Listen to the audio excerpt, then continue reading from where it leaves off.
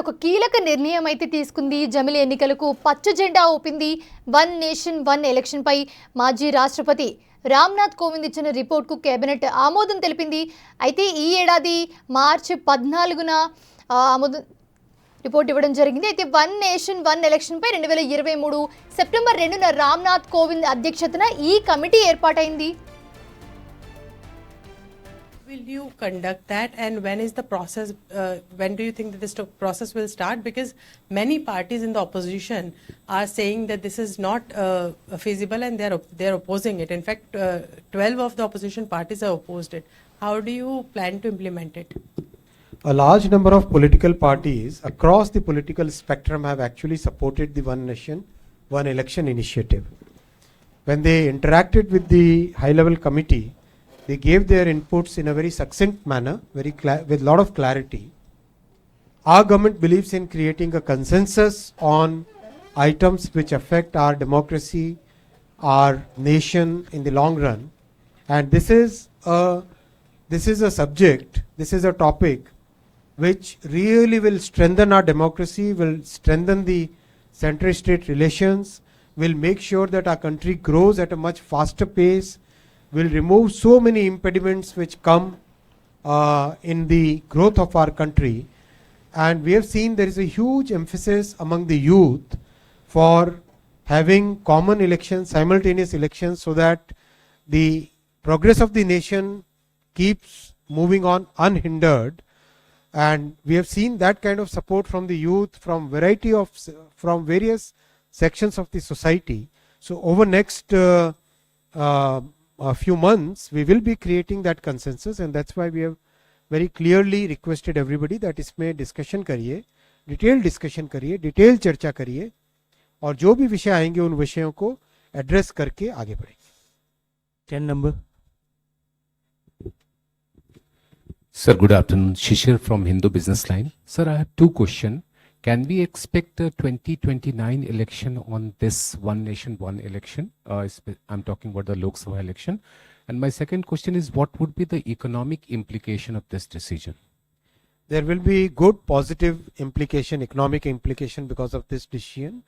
And we will create consensus, and the entire legal processes, once they are completed, then we can say which will be the appointed date. I'm sure you would have read the report. Report is available on the website, and anybody can download it. It's a public document. So once you read it, you'll come to know that there is an appointed date. So once that process completes, process gets initiated, then we will be able to tell which will be the first election. 80. Sir, this is Payal from Network 18. So just yesterday, the Home Minister spoke about this decision yesterday when he was sitting in the briefing with you, saying it's going to be implemented before the next term. So do we have a realistic date in mind? And secondly, I mean, you know, when you're talking about the allies are, you're saying, were on board, but the Congress party and the other opposition parties say that this is the impact of 240 in 2024 elections, and that's the reason that you're bringing this in a hurry. One nation, one election was a thought which was announced well before the general elections of 2024.